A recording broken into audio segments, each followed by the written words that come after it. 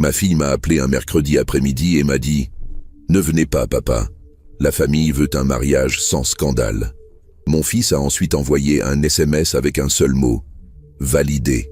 À ce moment-là, j'ai compris que mes propres enfants venaient de me renier pour la femme que j'aime.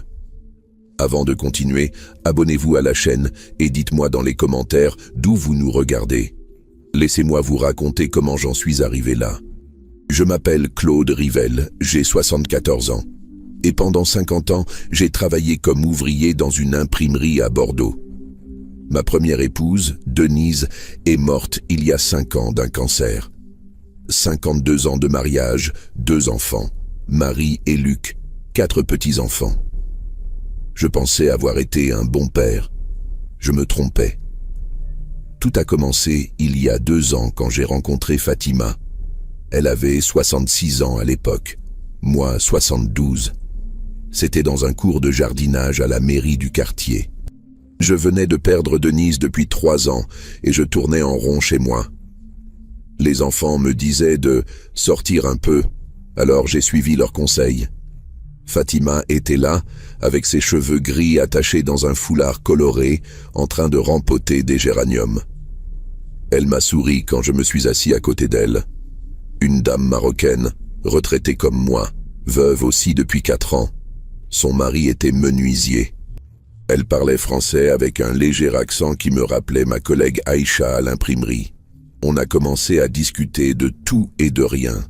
Des plantes, du temps, de nos défunts conjoints. Elle était douce, intelligente, et elle riait facilement. Pour la première fois depuis la mort de Denise, j'ai senti quelque chose se réchauffer dans ma poitrine. Quelque chose que je croyais mort. Les semaines ont passé. On se retrouvait après les cours pour boire un café. Puis on s'est mis à se promener dans le parc des Chartrons. Fatima me racontait son Maroc natal, ses 3 filles qui vivent à Casablanca et à Rabat. Moi, je lui parlais de mes années à l'imprimerie, de Denise, de mes regrets de n'avoir jamais voyagé. « Tu sais, Claude, m'a-t-elle dit un jour en novembre 2022, la vie ne s'arrête pas à 70 ans. Elle avait raison. J'étais en train de revivre. 6 mois plus tard, Fatima emménageait chez moi. Rien d'extraordinaire, vous me direz. 2 personnes âgées qui se consolent mutuellement. Mais pour mes enfants, c'était un drame. Marie, ma fille, a 48 ans. Elle travaille dans une banque à Bordeaux, mariée à un cadre d'assurance. Ils vivent dans une belle maison à Cauderan avec leurs 2 enfants, Émilie et Thomas. Marie a toujours été, soucieuse des apparences. Qu'en dira-t-on? Elle ressemble beaucoup à sa mère de ce côté-là, mais en pire. Luc, mon fils, a 50 ans, ingénieur dans une entreprise de BTP. Marié à Sylvie, 2 enfants aussi. Plus discret que sa sœur, mais tout aussi judgmental comme disent les jeunes. Il habite à Mérignac, dans une de ses résidences sécurisées. La première fois que je leur ai parlé de Fatima, c'était en décembre 2022. On était réunis pour les fêtes chez Marie. J'avais décidé de leur dire que j'avais rencontré quelqu'un. « Papa, c'est merveilleux », avait dit Marie avec un sourire forcé. « Comment elle s'appelle ?»« Fatima. Fatima Zahraoui. Elle est... » Le sourire de Marie s'est figé quand j'ai prononcé le nom. « Elle est d'origine marocaine, » ai-je continué. « Une femme formidable, veuve comme moi. Elle était institutrice au Maroc avant de venir en France. » Le silence dans la salle à manger était assourdissant. Luc regardait son assiette. Marie fixait son verre de vin. Même les enfants avaient arrêté de parler. « Bon, » avait finalement dit Marie, « l'important c'est que tu ne sois plus seule. » Mais son ton disait tout le contraire. Les mois qui ont suivi ont été compliqués. Mes enfants venaient de moins me voir. Les invitations se faisaient rares. Quand Fatima était là, ils trouvaient toujours une excuse pour écourter leur visite. « Bonjour, madame », disait-il poliment. Jamais Fatima. Jamais un sourire sincère. Ils étaient corrects, mais froids. Fatima le sentait bien. « Ne t'inquiète pas pour ça », me disait-elle. « Ils ont besoin de temps. » Mais moi, ça me rongeait. J'avais passé ma vie entière à me sacrifier pour ces enfants. J'avais travaillé des heures supplémentaires pendant des années pour payer leurs études. J'avais renoncé à mes envies de voyage avec Denise pour mettre de l'argent de côté pour eux. Et maintenant qu'il me restait peut-être 10 ou 15 ans à vivre, ils me faisaient la gueule parce que j'avais trouvé quelqu'un qui me rendait heureux. En mars 2023, Émilie, ma petite fille de 24 ans, s'est fiancée. Grande nouvelle dans la famille. Elle épousait un certain Julien, fils d'un viticulteur de Saint-Émilion. Le mariage était prévu pour septembre, dans le château familial des beaux-parents. Du grand luxe. Tu viendras avec Fatima, bien sûr, m'avait dit Émilie au téléphone. J'étais touché. Au moins, elle semblait accepter ma compagne. Pendant des mois, on a préparé ce mariage. Fatima s'était acheté une robe bleu marine très élégante. Moi, j'avais fait nettoyer mon costume. On avait même appris quelques pas de valse ensemble, elle et moi, au cas où il y aurait de la danse. Et puis, il y a eu cet appel. Le mercredi 13 septembre 2023, il était 15h30. Je m'en souviens parfaitement parce que j'étais en train de regarder le journal télévisé avec Fatima. Le téléphone a sonné. Numéro de Marie. « Allô ma chérie ? Papa, il faut qu'on parle. » Sa voix était différente, sèche, tendue. « Qu'est-ce qui se passe ? C'est au sujet du mariage de samedi. » Mon cœur s'est serré. Est-ce qu'il y avait un problème ? Est-ce qu'Émilie allait bien ? Ne venez pas, papa. J'ai cru mal entendre. Comment ça, ne venez pas ? La famille veut un mariage sans scandale. Nous ne voulons pas de scène ou de regard mal à l'aise. La présence de Fatima sera mal vue. Le sol s'est ouvert sous mes pieds. Marie, qu'est-ce que tu dis ? Écoute, papa, tu es mon père et je t'aime, mais il faut que tu comprennes. Les invités, la famille de Julien, ce sont des gens traditionnels, conservateurs. La présence d'une femme, comme Fatima, ça va créer des malaises, des chuchotements. Émilie mérite un mariage parfait. J'ai regardé Fatima qui tricotait dans son fauteuil. Elle n'avait rien entendu, mais elle sentait que quelque chose n'allait pas. Marie, ai-je dit d'une voix que je ne reconnaissais pas, Fatima est ma compagne. Elle fait partie de ma vie. C'est ma famille maintenant. Justement, papa, c'est bien le problème. Ces mots m'ont transpercé comme une lame.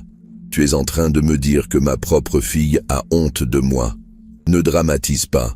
C'est juste pour cette fois. Tu comprends, n'est-ce pas? Pour Émilie. Et Émilie, elle en pense quoi? Un silence. Trop long. Émilie comprend. Elle préfère éviter les complications. Mensonge. Je l'ai senti dans sa voix. Marie, je ne peux pas croire que tu... Papa, c'est déjà décidé. Je suis désolé. Elle a raccroché. Je suis resté là, le téléphone à la main pendant plusieurs minutes. Fatima s'est levée et est venue vers moi. Qu'est-ce qui se passe, mon cœur? Je n'arrivais pas à parler. Comment lui expliquer que mes propres enfants venaient de me bannir de la vie de famille? Comment lui dire qu'elle était considérée comme un scandale? 5 minutes plus tard, mon téléphone a bipé. Un SMS de Luc. Un seul mot. Validé. Validé. Mon fils, celui qui n'avait jamais pris position dans les conflits familiaux, celui qui restait toujours neutre, venait de confirmer la trahison. Non seulement il était d'accord avec sa sœur, mais il l'avait soutenue dans cette décision cruelle. J'ai montré le message à Fatima, elle a lu et j'ai vu ses yeux se remplir de larmes qu'elle a essayé de retenir. Je suis désolé, Claude, c'est de ma faute. Non, ai-je crié. Non, ce n'est pas de ta faute, c'est la leur. Mais au fond de moi, une petite voix me disait, c'est peut-être vrai, tu as tout gâché, tu as choisi une femme au lieu de tes enfants. Cette nuit-là, je n'ai pas dormi, je repensais à tout, à ma vie de père. Avais-je été si mauvais? Avais-je raté quelque chose d'essentiel dans l'éducation de mes enfants pour qu'ils deviennent si cruels? Je me souvenais de toutes ces fois où j'avais travaillé le samedi pour payer leurs cours de piano, leurs vacances, leurs études. Marie voulait faire HEC. Luc voulait être ingénieur. J'avais dit oui à tout. J'avais puisé dans mes économies, j'avais renoncé à mes congés, j'avais même vendu la moto que j'aimais tant pour financer le stage de Marie à Londres. Et Denise, combien de fois avait-elle dit « Claude, on pourrait peut-être prendre des vacances cette année ?» Et moi je répondais « L'année prochaine, ma chérie, quand les enfants seront installés. » L'année prochaine qui n'est jamais venue.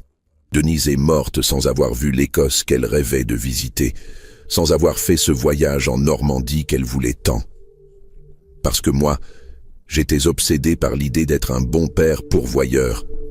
Et maintenant, ces mêmes enfants me disaient que la femme que j'aimais était un scandale. Le jeudi matin, j'ai appelé Émilie directement, ma petite fille que j'avais toujours adorée. Peut-être qu'elle, au moins, elle me comprendrait. « Grand-papa », a-t-elle dit avec sa voix enjouée habituelle. « Ah, ma puce, il faut qu'on parle. Ta mère m'a dit que... » Oh, sa voix est devenue plus froide. « Oui, maman m'a expliqué. Émilie, dis-moi la vérité. C'est vraiment toi qui ne veux pas qu'on vienne ?» Un long silence. « Grand-papa, c'est compliqué. La famille de Julien, ils sont très traditionnels. Et avec les photos, les réseaux sociaux, je veux juste que tout soit parfait. Et Fatima, elle gâcherait ta perfection. Ce n'est pas ça. Mais, enfin, tu comprends. Non, je ne comprenais pas. Ou plutôt aussi, je comprenais trop bien. Ma propre petite fille avait honte de moi. Émilie, tu sais combien je t'aime? Oui, grand-papa. Tu sais tout ce que j'ai fait pour ta famille? Oui. Alors explique-moi comment tu peux me faire ça. Elle a pleuré. Je l'entendais pleurer au bout du fil.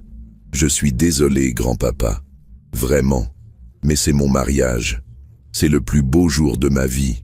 Je ne veux pas de complications. De complications. C'est comme ça qu'elle voyait Fatima. Comme ça qu'elle me voyait, moi, son grand-père. J'ai raccroché. Le vendredi, la veille du mariage, j'ai reçu un appel de Luc. La première fois qu'il me téléphonait depuis des mois. « Papa, ne le prends pas mal. C'est juste. » « C'est juste quoi, Luc? Tu ne peux pas comprendre. Nous, on a grandi dans un certain milieu. On a nos habitudes, nos codes. Fatima est sûrement quelqu'un de bien, mais elle n'est pas de notre milieu.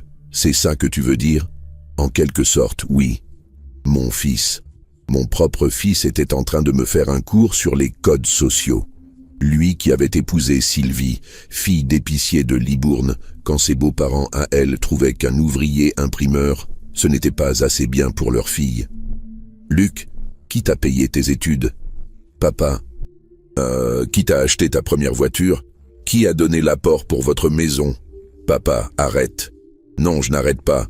Qui a gardé tes enfants tous les mercredis pendant 3 ans quand Sylvie a repris le travail? Qui a emmené Arthur à l'hôpital quand il est tombé de son vélo et que vous étiez en déplacement? Tu étais notre père. C'était normal.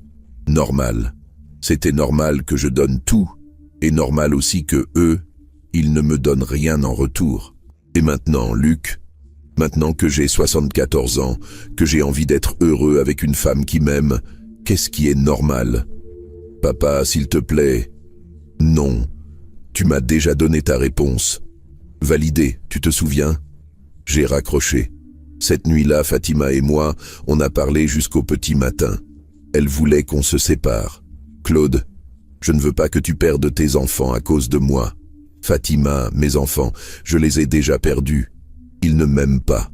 Ils aiment l'idée qu'ils se font de ce que je devrais être. Un vieux veuf discret qui garde leurs enfants et qui ferme sa gueule. Ne dis pas ça. C'est la vérité. Tu sais quoi? Pour la première fois depuis la mort de Denise, je me sens vivant avec toi. Je ris, je rêve, je fais des projets. Et eux, ça les dérange. Pas parce que tu es marocaine, même si c'est un prétexte facile. Non, ça les dérange parce que je ne suis plus le père distributeur automatique qu'ils ont connu. Fatima m'a pris la main. Qu'est-ce qu'on fait alors? J'ai regardé l'enveloppe posée sur la commode. À l'intérieur, il y avait un chèque de 5 000 €. Le cadeau de mariage pour Émilie. De l'argent que j'avais économisé centime par centime sur ma petite retraite. On va leur montrer ce que c'est. Un vrai scandale. Le samedi matin, jour du mariage, je me suis levé tôt. J'ai préparé du café pour Fatima et moi. On a pris notre petit déjeuner en silence, en écoutant les oiseaux dans le jardin. À 10 h, je suis sorti acheter 2 billets d'avion. Destination: Édimbourg. Départ: 18h30. Le jour même.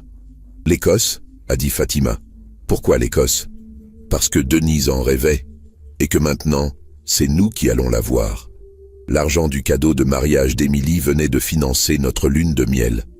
À 15 heures, pendant qu'à Saint-Émilion mes enfants célébraient leur mariage sans scandale, Fatima et moi, on était dans le TGV pour Paris.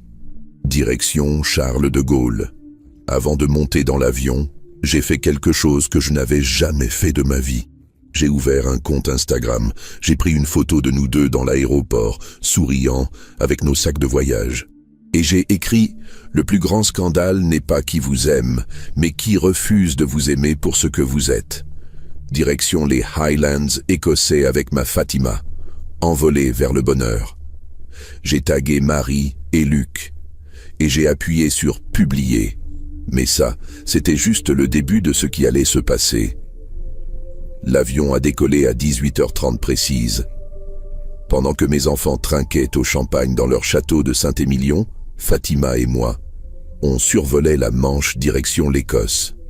Mais ce que je ne savais pas encore, c'est que cette photo Instagram allait déclencher bien plus qu'un simple scandale familial.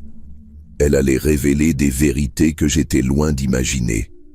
On a atterri à Édimbourg vers 21h. L'air était frais, vivifiant. Fatima portait son manteau bordeaux, moi ma veste de laine. On se tenait la main comme deux gamins en fugue. Pour la première fois depuis des mois, je me sentais libre. L'hôtel que j'avais réservé à la dernière minute était modeste mais propre, près de Royal Mile. Rien de luxueux, mais nous, on s'en fichait. On était ensemble, loin de tout ce poison familial. Le dimanche matin, on s'est réveillé avec le soleil qui filtrait à travers les rideaux. Fatima préparait du thé avec la bouilloire de la chambre quand mon téléphone a commencé à vibrer. Encore, encore et encore. Depuis notre départ, j'avais reçu 47 appels manqués et 23 messages. Je n'avais regardé aucun. Mais là, la curiosité l'a emporté. Le premier message était de Marie, envoyé à 20h15 la veille. « Papa, qu'est-ce que tu fais? Rappelle-moi immédiatement. » Le deuxième de Luc, 20h32. « Papa, on peut en parler ?» Puis Marie encore, 21h05. « Papa, arrête ce cirque. Les gens voient tes photos. C'est n'importe quoi. » Et ainsi de suite. Mais c'est le message de 23h47 qui m'a fait l'effet d'une gifle. Il venait d'Émilie. « Grand-papa, je sais que tu es en colère, mais tu détruis le plus beau jour de ma vie. Tout le monde parle de ça. Mes amis ont vu tes photos. Ils me demandent pourquoi tu n'étais pas là. Maman pleure depuis 1 heure. S'il te plaît, reviens. » J'ai montré le message à Fatima. « Tu veux rentrer ?» m'a-t-elle demandé doucement. « Non, ils vont comprendre ce que ça fait d'être rejeté. » Mais au fond de moi, quelque chose se serrait. Ma petite fille qui pleurait le jour de son mariage. Est-ce que j'étais devenu cruel, moi aussi? On a passé la journée de dimanche à visiter Édimbourg. Le château, les petites ruelles pavées, les boutiques de whisky. Fatima prenait des photos de tout, comme une touriste émerveillée. Moi, j'essayais de profiter, mais j'avais l'esprit ailleurs. Le soir, dans un petit restaurant écossais, elle m'a dit « Claude, tu regrettes ? Je regrette que mes enfants soient devenus des étrangers. Mais toi et moi, ici, maintenant, non, je ne regrette rien. C'était vrai. Mais ce que je ne savais pas encore, c'est que le véritable tsunami n'avait pas encore commencé. Le lundi matin, on a loué une voiture et on est parti vers les Highlands. Fatima avait insisté pour conduire. Au Maroc, j'avais une vieille Peugeot 205. Je sais me débrouiller, m'avait-elle dit en riant. On roulait sur ces routes de montagne magnifiques, avec les lochs qui brillaient sous le soleil d'automne. Fatima chantonnait des chansons arabes. Moi, je regardais les paysages que Denise aurait adoré voir. C'est vers midi qu'on s'est arrêté près du loch Catherine pour déjeuner. J'ai allumé mon téléphone pour prendre des photos et là, 73 notifications. « Qu'est-ce qui se passe ?» a murmuré Fatima en voyant mon visage. J'ai ouvert Instagram. Ma photo de l'aéroport avait 342 likes et 89 commentaires. Mes enfants n'avaient jamais eu autant d'interactions sur leurs publications. J'ai commencé à lire les commentaires et j'ai compris que quelque chose d'énorme était en train de se passer. Le premier commentaire était de Michel, ma voisine. Bravo Claude, il était temps que tu penses à toi. Puis André, mon ancien collègue de l'imprimerie, tu as bien fait mon vieux. Profite de la vie. Puis Sylviane, la pharmacienne du quartier. Enfin, on se demandait tous quand tes enfants allaient arrêter de te traiter comme ça. Comme ça. Qu'est-ce qu'elle voulait dire par « comme ça » ? Et puis j'ai vu le commentaire, celui qui allait tout changer. Il venait de Patricia, la femme de ménage qui travaillait chez Marie et Luc à tour de rôle depuis des années. Monsieur Claude, vous méritez mieux que ce qu'ils vous font. Si vous saviez ce qu'ils disent de vous quand vous n'êtes pas là, mon sang s'est glacé. J'ai immédiatement appelé Patricia. Elle a décroché à la première sonnerie. Monsieur Claude, Patricia, qu'est-ce que vous vouliez dire par votre commentaire ? Un long silence. Monsieur Claude, je ne devrais pas... Patricia, s'il vous plaît, j'ai besoin de savoir. Bon, elle a soupiré. Vous savez que je travaille chez Madame Marie le mardi et chez Monsieur Luc le vendredi ? Oui. Eh bien, il parle beaucoup de vous quand je fais le ménage. Il croit que je n'entends pas, mais... Qu'est-ce qu'ils disent ? Madame Marie, elle dit souvent au téléphone avec ses amis que vous la mettez dans l'embarras avec cette femme, que ses collègues de la banque lui posent des questions, que c'est difficile pour son image. J'ai fermé les yeux. Et Luc, Monsieur Luc, il dit à sa femme que vous devenez gênant, que Fatima va peut-être hériter de votre maison un jour et que, enfin, que ça les inquiète pour l'héritage. L'héritage, bien sûr, j'aurais dû m'en douter. Il y a autre chose, Monsieur Claude. Quoi ? Le mois dernier, j'ai entendu Madame Marie au téléphone avec son frère. Elle disait qu'il fallait qu'il vous raisonne avant que vous fassiez des bêtises notariées. Des bêtises notariées. Ils avaient peur que je change mon testament en faveur de Fatima. Patricia, depuis combien de temps vous entendez ce genre de conversation ? Depuis que vous avez présenté Fatima, en fait. Mais ça s'est intensifié ces derniers mois. Surtout depuis l'annonce du mariage d'Émilie. Tout s'éclairait. L'interdiction de venir au mariage n'était pas juste une question de « qu'en dira-t-on » C'était calculé. Ils voulaient me faire comprendre qu'entre eux et Fatima, il fallait choisir. Et ils étaient sûrs que je choisirais mes enfants. Patricia, est-ce qu'ils ont dit autre chose ? Madame Marie a dit qu'elle allait vous proposer de vendre votre maison pour aller en maison de retraite. Comme ça, elle disait, vous seriez mieux encadré et Fatima ne pourrait plus profiter de vous, profiter de moi. Fatima qui refusait que je lui achète quoi que ce soit, qui insistait pour partager toutes les factures, qui m'apportait des gâteaux maison tous les jours. Merci Patricia. Merci de m'avoir dit la vérité. Monsieur Claude, je suis désolé. Je vous aime bien, vous savez. Vous avez toujours été correct avec moi. J'ai raccroché et j'ai regardé Fatima qui m'observait, inquiète. Qu'est-ce qui se passe, mon cœur ? Je lui ai tout raconté, tout. Les conversations de mes enfants, leurs plans pour me raisonner, l'histoire de la maison de retraite. Fatima est devenue très pâle. Claude, je le savais, je le sentais, mais je pensais que, avec le temps... Non, Fatima, ce ne sont pas mes enfants qui ont un problème avec toi. C'est moi qui ai un problème avec mes enfants. On est resté là, assis sur un banc face au lac, en silence pendant 1 heure. Puis j'ai repris mon téléphone et j'ai commencé à lire tous les autres commentaires sous ma photo. Il y en avait des dizaines. Des voisins, des collègues retraités, des commerçants du quartier. Tous disaient la même chose. Ils savaient depuis longtemps comment mes enfants me traitaient. Robert, du café de la place. Claude, ça fait des mois qu'on te voit déprimé quand tes enfants passent, sans te saluer quand tu es avec Fatima. Jocelyne de la boulangerie. Tu mérites mieux que ces manières, Claude. Ta Fatima est adorable. Même mon médecin, le docteur Bertrand, avait commenté « Profitez bien, Claude. À notre âge, le bonheur ne se refuse pas. » Je réalisais que tout le quartier avait assisté à ma humiliation, sans que je m'en rende compte. Ils avaient vu mes enfants me snober en public. Ils avaient vu ma tristesse. Et maintenant, ils applaudissaient ma rébellion. Mais le commentaire qui m'a le plus touché venait de quelqu'un que je ne connaissais pas. Une certaine Sophie Martin. « Monsieur, je ne vous connais pas. Mais votre histoire me fait pleurer. Ma grand-mère a vécu la même chose avec ses enfants quand elle s'est remariée à 70 ans. Elle a choisi l'amour. Elle est morte heureuse à 89 ans avec son mari qui l'adorait. Ses enfants ont regretté trop tard. Vivez votre vie. Cette Sophie Martin venait de résumer 19 ans de ma vie future en quelques lignes. Le mardi matin, on était dans un bed and breakfast près de Fort William quand j'ai reçu un appel de mon notaire, Maître Dubois. « Monsieur Rivelle, j'ai reçu un appel étrange hier. »« Ah bon ? Votre fille Marie.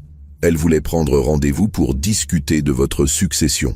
Elle m'a dit que vous étiez en train de prendre des décisions irréfléchies et qu'elle souhaitait s'assurer que vos intérêts étaient protégés. » Mes intérêts ? C'est ce qu'elle a dit. Elle a aussi mentionné qu'elle s'inquiétait de l'influence que pourrait avoir votre compagne sur vos décisions patrimoniales. J'ai éclaté de rire. Un rire amer. « Maître, est-ce que ma fille a le droit de s'immiscer dans mes affaires comme ça ? » Absolument pas, monsieur Rivelle. Vous êtes parfaitement lucide et libre de vos choix.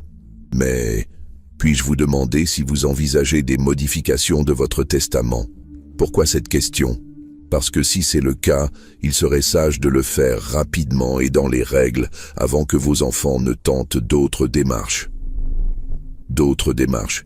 Il insinuait quoi ? Qu'il pourrait essayer de me faire passer pour sénile ? Maître, je peux venir vous voir quand je rentre ?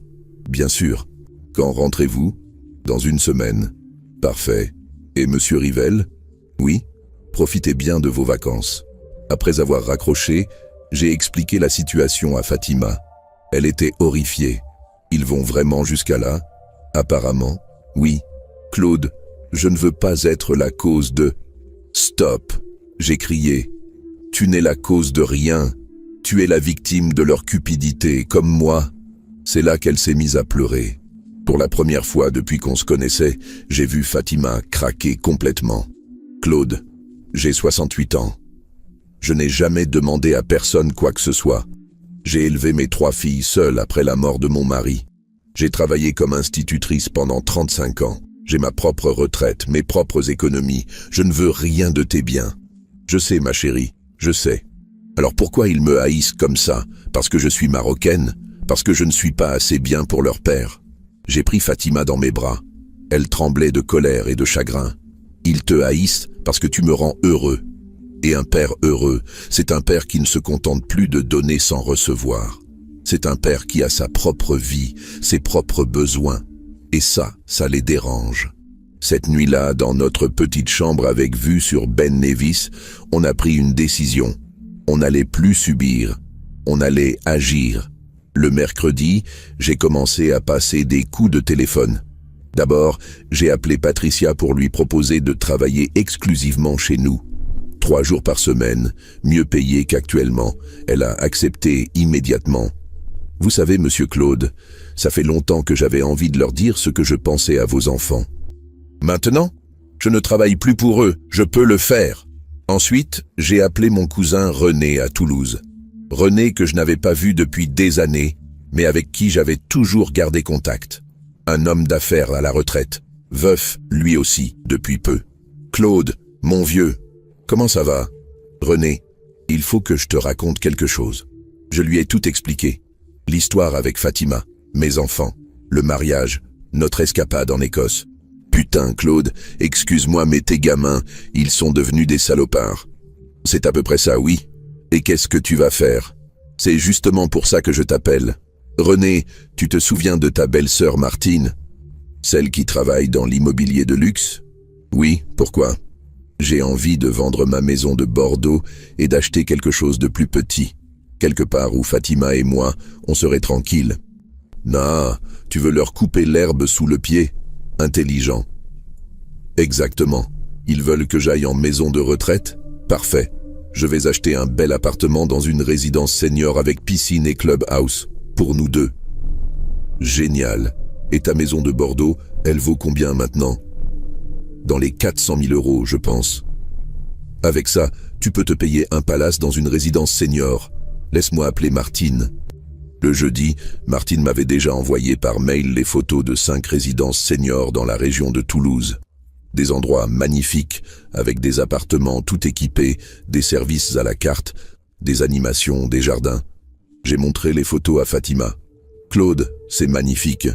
Mais, tu es sûr? Quitter Bordeaux? Qu'est-ce qui me retient à Bordeaux? Mes enfants qui ont honte de moi? Mes voisins qui me plaignent? Non, Fatima, on va recommencer ailleurs, ensemble. On a passé la soirée à regarder les photos, à rêver.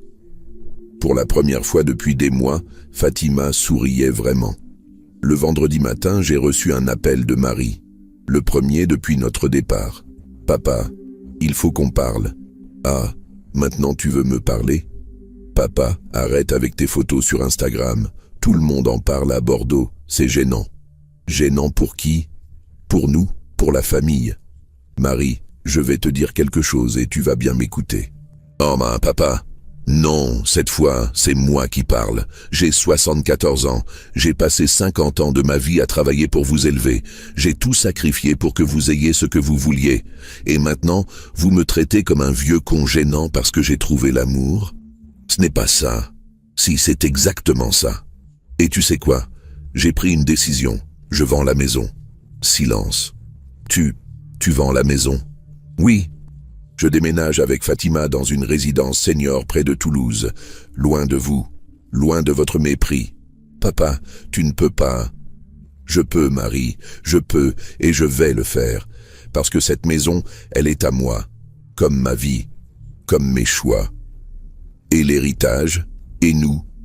Voilà, elle avait lâché le mot « l'héritage ». L'héritage, Marie? Tu veux qu'on parle d'héritage? Parfait. Fatima et moi, on va vivre notre héritage maintenant, ensemble. Ce qui restera à ma mort, s'il reste quelque chose, on verra bien. Papa, au fait Marie, j'ai su pour tes conversations avec Patricia, pour tes projets de maison de retraite, pour tes inquiétudes sur mon testament. Silence de mort au bout du fil. C'est fini ma fille, vous m'avez perdu. J'ai raccroché. Dans l'après-midi, j'ai reçu un SMS de Luc. « Papa, Marie m'a dit pour la maison, on peut discuter ?» J'ai répondu « Non, la discussion il fallait l'avoir avant de me bannir du mariage de ma petite fille. C'est trop tard. » Le samedi, notre dernière journée en Écosse, on était assis sur un banc face au Loch Ness. Fatima regardait l'eau en silence. « Claude ? Oui, ma chérie. Tu ne regrettes pas, pour tes enfants, pour ta maison ?» J'ai réfléchi longuement avant de répondre. Fatima, pendant 52 ans, j'ai été marié avec Denise, puis veuf pendant 3 ans. Puis il y a 2 ans, j'ai rencontré la femme qui allait redonner un sens à ma vie. Mes enfants m'ont demandé de choisir entre eux et toi. Oui. Eh bien, j'ai choisi. Et tu sais pourquoi? Pourquoi? Parce que toi, tu m'aimes pour ce que je suis. Eux, ils m'aimaient pour ce que je leur donnais. C'est différent. Fatima a posé sa tête sur mon épaule. Et maintenant, Claude? Maintenant, on rentre à Bordeaux. On fait nos cartons. On vend cette baraque trop grande et pleine de souvenirs. Et on part vivre notre vraie vie. Celle qu'on mérite. Le dimanche soir, dans l'avion du retour, j'ai posté une dernière photo sur Instagram. Fatima et moi devant le château d'Édimbourg, main dans la main, souriant. La légende disait « Une semaine en Écosse avec ma Fatima. Le bonheur n'a pas d'âge. » Prochaine étape, nouvelle maison, nouvelle vie. Loin de ceux qui nous jugent. La famille, ce sont ceux qui nous aiment sans condition. Les autres, ce sont juste des gens qui partagent notre nom. Cette fois-ci, j'ai eu 892 likes et 156 commentaires de soutien. Mais surtout, j'ai reçu un message privé qui allait encore changer ma vie. Il venait de ma petite fille, Émilie. « Grand-papa, il faut qu'on se voie.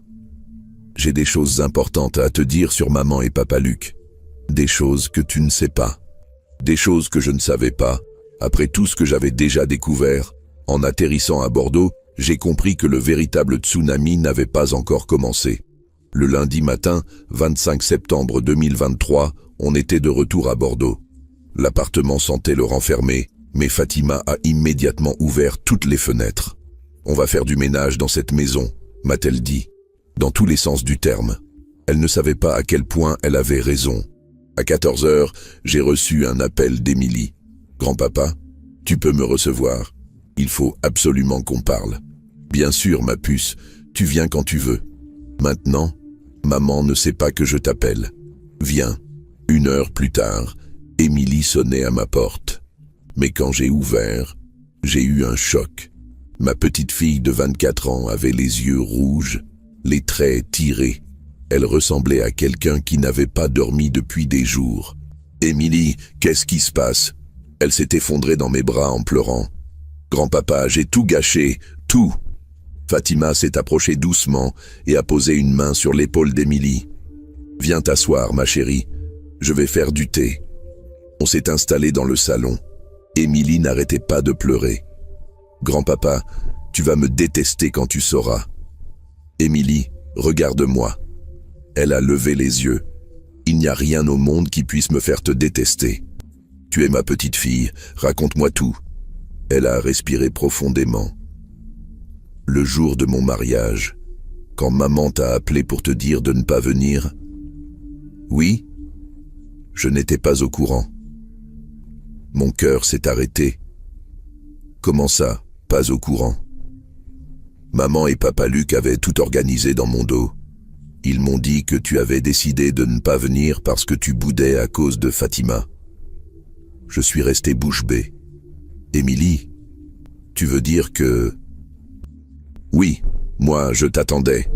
J'avais gardé une place pour toi et Fatima à la table d'honneur. Quand tu n'es pas arrivé, j'ai demandé à maman où tu étais. Elle m'a dit, ton grand-père fait son caprice. Il préfère bouder plutôt que de célébrer ton mariage. Fatima a posé sa tasse de thé. Ses mains tremblaient. Mais... Et quand tu as vu mes photos d'Écosse, c'est là que j'ai compris. Quand j'ai vu ta publication avec écrit « Le plus grand scandale n'est pas qui vous aime, mais qui refuse de vous aimer », j'ai immédiatement appelé maman. Je lui ai crié dessus. Je lui ai dit « Qu'est-ce que tu as fait? Pourquoi grand-papa dit qu'on refuse de l'aimer ?» Et qu'est-ce qu'elle a répondu? Au début, elle a nié, puis elle s'est énervée. Elle m'a dit que j'étais trop naïve, que tu devenais sénile, que Fatima te manipulait. Mais moi, je la connaissais trop bien. Quand maman ment, elle évite le regard et elle touche ses boucles d'oreilles. C'est un tic qu'elle a depuis petite. Et après, j'ai menacé de t'appeler pour avoir ta version. C'est là qu'elle a craqué. Elle m'a tout avoué. L'appel qu'elle t'avait passé, l'interdiction de venir. Elle m'a dit que c'était pour mon bien, que ta présence avec Fatima aurait gâché l'ambiance. Les larmes me sont montées aux yeux. Émilie, mais ce n'est pas tout, grand-papa. Il y a pire. Pire comment? Papa Luc était là quand maman m'a tout avoué. Et lui, il m'a dit des choses horribles. Quoi? Il m'a dit que de toute façon, c'était mieux comme ça. Que tu commençais à déconner avec cette femme, que vous alliez peut-être vous marier et qu'elle allait hériter de tous tes biens, que maman et lui devaient te protéger de tes mauvaises décisions. L'héritage. Encore et toujours l'héritage.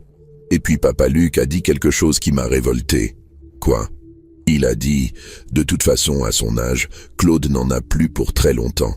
On peut bien supporter ses caprices encore quelques années. Et quand il sera mort, on mettra cette Marocaine dehors et on récupérera ce qui nous revient. J'ai senti le sol se dérober sous mes pieds. Mon propre fils était en train de planifier ma mort et l'expulsion de Fatima, comme si on parlait de la météo. Fatima s'est levée d'un bond. Il a vraiment dit ça? Oui, mot pour mot. Et ça, je ne peux pas l'accepter. Émilie s'est tournée vers moi. Grand-papa, je suis venu te voir parce que je veux que tu saches la vérité. Mais aussi parce que... Et parce que quoi? Parce qu'il faut que tu saches ce qu'il prépare. Mon sang s'est glacé. Qu'est-ce qu'il prépare? Maman a pris rendez-vous avec ton notaire pour la semaine prochaine. Elle va essayer de te faire passer pour sénile. Elle a même contacté le docteur Bertrand pour qu'il fasse un bilan cognitif. Un bilan cognitif? Oui. Elle veut prouver que tu n'as plus toutes tes facultés et que Fatima abuse de ta faiblesse. Elle espère pouvoir faire annuler vos projets de déménagement. Mais c'est de l'acharnement. Grand-papa, maman et papa Luc ont calculé. Ta maison vaut dans les 400 000 €. Si tu la vends pour acheter un appartement en résidence senior avec Fatima, ils perdent leur héritage. Alors ils vont tout faire pour t'en empêcher. Fatima et moi, on s'est regardés. On était dans un film d'horreur. Émilie, ai-je dit doucement, tu réalises ce que tu es en train de me dire? Oui, que mes propres parents sont en train de comploter contre mon grand-père que j'adore. Et que moi, je refuse de faire partie de ce complot. Et Julien, ton mari, il en pense quoi? Julien est révolté. Quand je lui ai raconté, il m'a dit « Émilie, tes parents sont en train de devenir des monstres, tu ne peux pas laisser faire ça. » C'est même lui qui m'a convaincu de venir te voir. Cette gamine de 24 ans venait de me sauver la vie, littéralement. Émilie, est-ce que tu sais s'ils ont déjà pris d'autres démarches? Oui. Maman a appelé tous tes voisins pour leur demander s'ils t'avaient vu agir bizarrement ces derniers temps. Elle espérait recueillir des témoignages sur ton état mental. Et qu'est-ce qu'ils ont répondu? Que tu avais l'air plus heureux que jamais. Madame Michel lui a même dit qu'elle n'avait jamais vu quelqu'un d'aussi amoureux à 74 ans et que c'était beau à voir. Émilie a souri à travers ses larmes. Maman était furieuse. Son plan se retournait contre elle. Il y a autre chose. Papa Luc a contacté un détective privé. Un détective privé? Pourquoi faire? Pour enquêter sur Fatima, sur son passé, ses finances, sa famille au Maroc. Il veut trouver des preuves qu'elle est une aventurière qui cherche à t'épouser pour ton argent. Fatima a éclaté de rire. Un rire amer. Un détective privé? Mais ils sont complètement malades. Émilie, ai-je dit, tu as des preuves de tout ça? Oui, j'ai enregistré la conversation où Papa Luc a dit qu'il attendait ta mort, et j'ai des captures d'écran de ses SMS avec le détective. Tu les as avec toi? Oui. Elle a sorti son téléphone et m'a montré les messages. Je n'en croyais pas mes yeux. Un SMS de Luc au détective. Il faut absolument trouver quelque chose sur cette femme. Mon père perd la tête et elle va nous ruiner. La réponse du détective, enquête en cours, premier résultat dans 48 heures, tarif 150 € heure. Et le pire, un autre SMS de Luc, peu importe le prix, l'héritage en jeu vaut 400 000 €. Émilie, tu peux m'envoyer tout ça? C'est déjà fait. Check tes mails. Mon téléphone a bipé. Effectivement, elle venait de m'envoyer tout le dossier. Mais Émilie, en me donnant tout ça, tu te mets à dos tes propres parents. Grand-papa, je préfère avoir des parents en colère contre moi qu'un grand-père brisé par leur manipulation. Et puis... Oui? Il y a quelque chose que tu ne sais pas sur moi. Quoi? Je suis juriste. Je travaille dans un cabinet d'avocats spécialisé en droit des successions. Je sais exactement quels sont tes droits et comment tes enfants essayent de les violer. Le monde s'écroulait et se reconstruisait en même temps. Tu veux dire que je peux t'aider à te défendre légalement? Oui, et même mieux que ça. Comment ça? Grand-papa, avec les preuves que je t'ai données, on peut porter plainte contre eux pour tentative d'extorsion et atteinte à ta liberté. Ce qu'ils font, c'est de la maltraitance sur personnes âgées. C'est passible de prison. Prison. Mes enfants risquaient la prison à cause de leur cupidité. Émilie, je ne veux pas envoyer ta mère et ton oncle en prison. Et moi, je ne veux pas qu'ils détruisent ton bonheur et celui de Fatima. On est resté silencieux pendant plusieurs minutes. Puis j'ai pris ma décision. Émilie, on va faire quelque chose, mais pas ce que tu proposes. Quoi alors? On va leur donner une leçon qu'ils n'oublieront jamais. Sans violence, sans police, sans tribunal. Mais une leçon définitive. Comment? Tu vas voir. Mais d'abord, j'ai besoin que tu m'aides à organiser quelque chose. Le mardi matin, j'ai mis mon plan en action. D'abord, j'ai appelé Maître Dubois, mon notaire.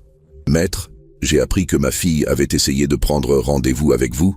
En effet, j'ai refusé, bien sûr. Parfait. Maintenant, j'aurai besoin de vous pour 2 choses. Première chose, je veux rédiger un Nouveau Testament. Très bien. Quand souhaitez-vous venir? Cet après-midi. Et je veux que Marie et Luc soient présents. Pardon? Vous m'avez bien entendu. Convoquez-les officiellement pour 15 heures. Dites-leur que je souhaite clarifier ma situation patrimoniale en présence de mes héritiers. Monsieur Rivel, c'est très inhabituel. Maître, c'est légal? Oui, mais... alors faites-le. Deuxième chose, j'ai besoin que vous contactiez 3 personnes pour qu'elles soient présentes comme témoins. Qui? Émilie, ma petite fille, Patricia, mon ancienne femme de ménage, et Fatima, ma compagne. Monsieur Rivel, qu'est-ce que vous préparez? La vérité, maître. Rien que la vérité. À 15 heures précises, on était tous réunis dans l'étude de Maître Dubois. Marie et Luc étaient arrivés avec 10 minutes d'avance, visiblement nerveux mais confiants. Ils pensaient que j'allais faire machine arrière. Quand ils ont vu Émilie, Patricia et Fatima entrer avec moi, leurs visages ont changé. « Papa », a dit Marie, « qu'est-ce que c'est que cette mascarade ?» Marie, Luc, asseyez-vous. Maître Dubois va nous expliquer pourquoi nous sommes ici. Le notaire s'est raclé la gorge. Mesdames, messieurs, Monsieur Claude Rivel m'a demandé de vous réunir pour procéder à la rédaction d'un Nouveau Testament. Comme le prévoit la loi, cette rédaction peut se faire en présence des parties intéressées si le testateur le souhaite. Marie et Luc se sont regardés. Ils flairaient le piège. « Papa, » a dit Luc, « tu es sûr que c'est une bonne idée? Dans ton état... » « Mon état, ai-je répondu. Quel état, Luc? Enfin, avec tout ce qui s'est passé ces derniers temps, tes décisions impulsives, ce voyage en Écosse. Ah, mes décisions impulsives, Maître Dubois, pensez-vous que je sois en état de prendre des décisions aujourd'hui? Le notaire m'a regardé attentivement. Monsieur Rivel me paraît parfaitement lucide et capable de discernement. Parfait. Alors commençons. Maître, veuillez noter ceci. Moi, Claude Rivel, âgé de 74 ans, sain de corps et d'esprit, révoque par la présente tous mes testaments antérieurs et institue les dispositions suivantes. Marie était devenue blanche. Papa, réfléchis bien. J'ai réfléchi, Marie, pendant 74 ans. Et voici mes conclusions. J'ai sorti les captures d'écran qu'Émilie m'avait données. Luc, peux-tu lire à voix haute ce SMS que tu as envoyé au détective privé le 26 septembre? Luc a regardé le papier et est devenu livide. Je ne vois pas de quoi tu parles. Non? Alors je vais lire. Il faut absolument trouver quelque chose sur cette femme. Mon père perd la tête et elle va nous ruiner. C'est bien ton numéro, ça? Silence de mort. Et celui-ci? Peu importe le prix, l'héritage en jeu vaut 400K. Marie s'est levée d'un bond. Papa, où tu as eu ça? Peu importe, la question c'est vrai ou pas? Ce n'est pas ce que tu crois. Ah non? Alors explique-moi, Marie. Explique-moi pourquoi tu as contacté mon médecin pour un bilan cognitif. Explique-moi pourquoi tu as essayé de manipuler mon notaire. Explique-moi pourquoi vous m'avez menti sur le mariage d'Émilie. Émilie s'est levée. Maman, papa Luc, grand-papa sait tout. Je lui ai tout dit. Marie s'est tournée vers sa fille, furieuse. Toi, tu nous as trahis. Non, maman, c'est vous qui avez trahi grand-papa. Moi, j'ai choisi le camp de l'honnêteté. Luc, ai-je dit, tu veux maintenant me regarder dans les yeux et me répéter ce que tu as dit à Émilie, que tu attendais ma mort pour mettre Fatima dehors. Luc est devenu rouge comme un homard. Papa, j'étais énervé. Je ne pensais pas. Hein, tu ne pensais pas? Tu ne pensais pas quand tu as engagé un détective privé? Tu ne pensais pas quand tu as envoyé valider après l'appel de ta sœur pour m'interdire le mariage de ma petite fille? Patricia s'est levée. Monsieur Claude, est-ce que je peux parler? Bien sûr, Patricia. Madame Marie, Monsieur Luc, ça fait 3 ans que je travaille chez vous. Et ça fait 3 ans que j'entends vos conversations sur votre père. Vous le traitez comme un distributeur de billets quand vous avez besoin d'argent et comme un encombrant le reste du temps. Patricia, vous n'avez pas à commencer, Marie. Si, j'ai à. Parce que Monsieur Claude, c'est quelqu'un de bien. Et il mérite mieux que des enfants qui comptent ses sous avant qu'il soit mort. Fatima s'est levée à son tour. Monsieur le notaire, est-ce que je peux dire quelque chose? Bien sûr, madame. Je m'appelle Fatima Zahraoui. J'ai 68 ans. Je suis retraité de l'éducation nationale. J'ai ma propre retraite de 1200 € par mois et 45 000 € d'économie à la banque. Je ne veux rien des biens de Claude. Je veux juste passer mes dernières années avec un homme que j'aime et qui m'aime. Elle s'est tournée vers Marie et Luc. Vous avez peur que je profite de votre père? La vérité, c'est que c'est moi qui enrichis sa vie. Depuis 2 ans, il sourit, il rit, il rêve. Il a recommencé à vivre. Et vous, ça vous dérange parce qu'un père heureux, c'est un père qui ne se contente plus de donner sans rien recevoir en retour. Marie a éclaté. Tu ne fais pas partie de cette famille, tu n'as pas à... Stop, ai-je crié. Fatima fait plus partie de ma famille en 2 ans que vous en 50 ans. J'ai regardé le notaire. Maître, notez ceci. Je lègue ma maison de Bordeaux, estimée à 400 000 €, ainsi que tous mes biens mobiliers, à ma compagne Fatima Zahraoui, en reconnaissance de l'amour et du bonheur qu'elle m'a apporté dans mes dernières années. Marie s'est effondrée sur sa chaise. Papa, tu ne peux pas nous faire ça. Ah, et vous pouviez me faire quoi? Me bannir du mariage de ma petite fille? M'interdire d'aimer? Comploter derrière mon dos? Engager des détectives? Maître, a dit Luc, mon père n'est pas en état de... Le notaire l'a arrêté d'un geste. Monsieur Luc, votre père est parfaitement lucide. Et ce testament est parfaitement légal. Attendez, ai-je dit. Je n'ai pas fini. J'ai regardé Émilie. Maître, notez également. Je lègue la somme de 50 000 € à ma petite fille, Émilie Rivel, épouse Martin, en récompense de son courage et de sa loyauté. Cette somme devra être versée immédiatement après mon décès, sans que ses parents puissent s'y opposer. Émilie a éclaté en sanglots. Grand-papa, tu le mérites, ma puce. Tu es la seule de ma famille à avoir eu le courage de choisir l'honnêteté plutôt que l'intérêt. Papa, a supplié Marie, on peut en discuter. On peut arranger les choses. Non, Marie.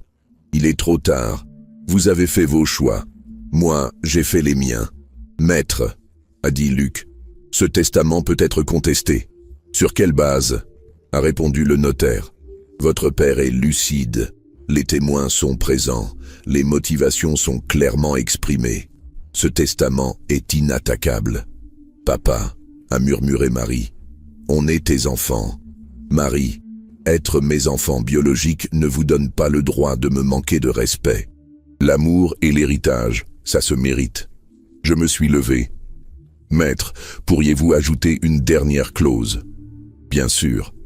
Dans l'hypothèse où Marie Rivel et Luc Rivel contesteraient ce testament ou harcèleraient ma compagne Fatima Zahraoui après mon décès, l'intégralité de mes biens sera léguée à des œuvres de charité. Papa, ont crié Marie et Luc en même temps. Maintenant, vous savez à quoi vous en tenir. Le testament a été signé. Marie et Luc sont partis sans un mot, le visage défait.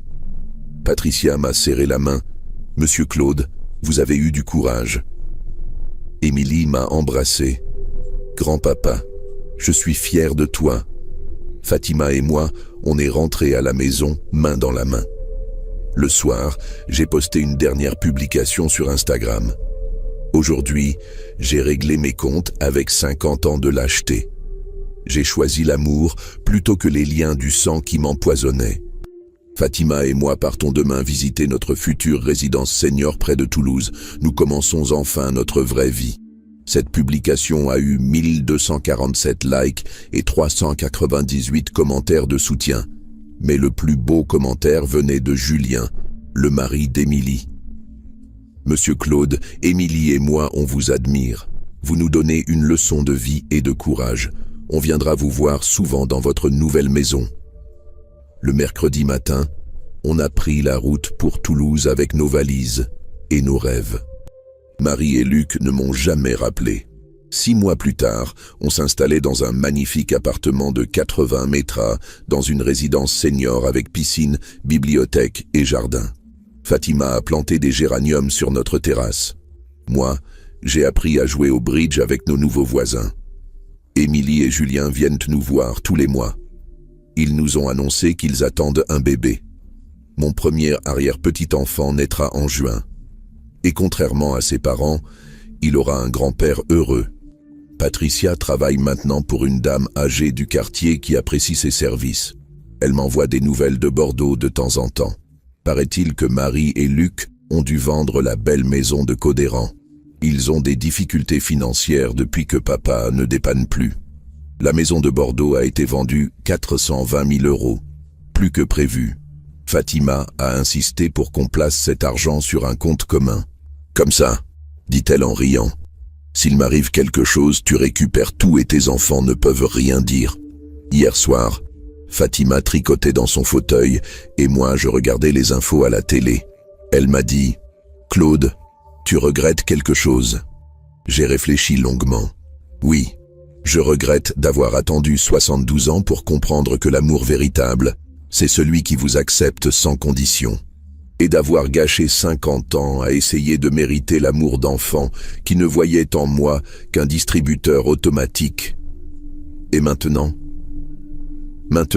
je suis heureux. Pour la première fois depuis la mort de Denise, je suis vraiment heureux. Cette nuit, j'ai rêvé de Denise. Elle était dans notre jardin en Écosse, souriante. Elle m'a dit « Claude, tu as bien fait. Tu mérites d'être aimé. » Puis elle a disparu en me faisant un signe de la main. Au réveil, j'ai compris que j'avais enfin fait la paix avec mon passé. Merci d'avoir écouté mon histoire jusqu'au bout. Je sais que ça n'a pas été facile à entendre. Parfois, la famille, ce ne sont pas ceux qui partagent votre sang. Ce sont ceux qui partagent votre bonheur sans arrière-pensée. Fatima, Émilie, Julien, Patricia, voilà ma vraie famille. Et vous, qu'est-ce que vous en pensez? Ai-je été trop dur avec Marie et Luc? Ou au contraire, est-ce que j'aurais dû agir plus tôt? Est-ce que l'amour à 74 ans mérite qu'on se batte pour lui? Dites-le moi dans les commentaires. Votre opinion compte pour moi. L'amour n'a pas d'âge. Et la dignité ne se négocie pas.